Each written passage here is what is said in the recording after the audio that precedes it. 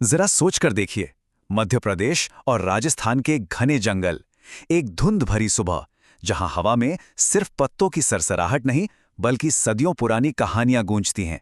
ये उन लोगों की कहानियां हैं जिनके पास शायद महल नहीं थे, पर पूरा जंगल उनका था।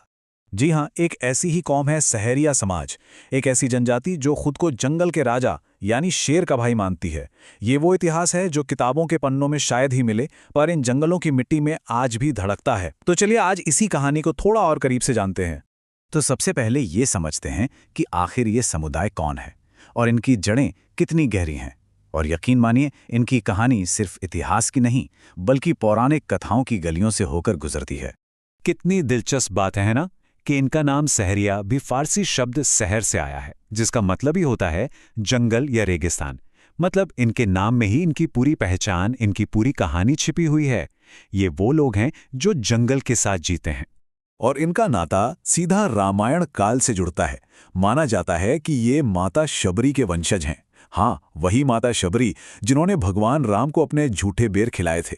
सोचिए कितनी पुरानी और पवित्र विरासत है ये। एक और कहानी है जो इनके स्वभाव के बारे में बहुत कुछ बताती है। कहते हैं कि जब ब्रह्मा जी ने दुनिया बनाई तो सहरिया समुदाय को एकदम बीच में, केंद्र में जगह दी। लेकिन ये इतने भोले और सीधे थे कि धीरे धीरे बाकी सब इनसे आगे निकल गए और ये हाशिए पर चले गए।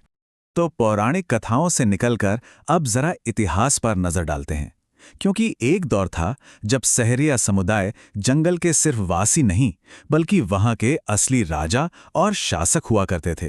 ग्वालियर और राजस्थान के शाबाद के आसपास के पहाड़ी इलाके, ये सब इनके थे। और जब मुगल और राजपूताना का दौर आया ना, तो इनके छापामार युद्ध यानी गुरिल्ला वॉरफेयर की तकनीक ने बड़े बड़ों के छट्टे छुड़ा दिए थे। कहते हैं कि जंगल का कोना कोना इनकी आंखों में बसा था। लेकिन फिर वक्त बदला, बड़े बड़े साम्राज्य फैलने लगे और तब इनके सामने एक सवाल था, गुलामी या आज़ादी। इन्होंने गुलामी कबूल नहीं की, इसके बजाय अपनी संस्कृति और अपनी आज़ादी को बचाने के लिए गहरे जंगलों की मुश्किल जिंदगी को चुना।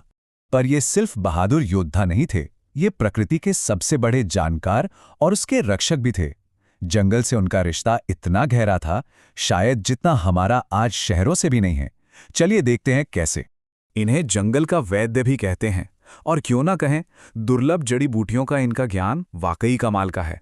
और शहद निकालने की इनकी कला, उफ, बिना किसी सुरक्षा के ऊंची ऊंची चट्टानों से शहद निकाल लाना, ये तो कोई इनसे सीखे। और इन सबके बीच इनके नाच और गाने इनकी संस्कृति को जिंदा रखते हैं। इनका लहंगे नृत्य और स्वांग तो बहुत मशहूर हैं। और इनके लोकगीतों में ना प्यार और बिछड़ने की बड़ी ही सीधी साधी, दिल को छू लेने वाली कहानियां होती हैं। इनका समाज भी बड़ा कमाल का है, एकदम लोकतांत्रिक।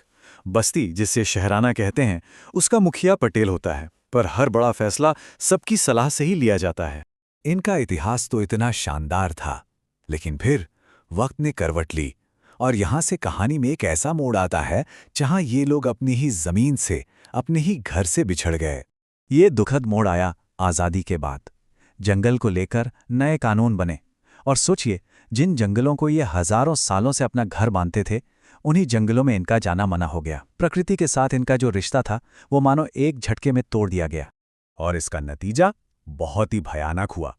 कुपोषण, बेरोजगारी और शिक्षा की कमी, इन सब ने इस बहादुर कौम को जैसे घुटनों पर ला दिया। जो कभी जंगल के राजा थे, वो अब अपनी ही जमीन पर 2 वक्त की रोटी के लिए संघर्ष करने लगे।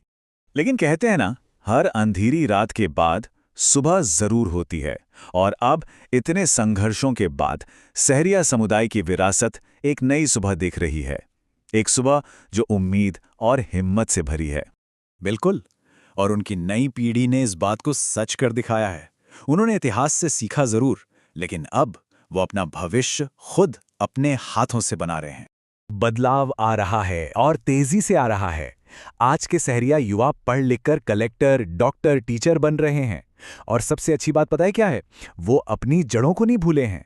वो आज टेक्नोलॉजी का इस्तेमाल कर रहे हैं अपने इतिहास को, अपनी कहानियों को बचाने के लिए। तो इस पूरी कहानी से हमें क्या समझना चाहिए?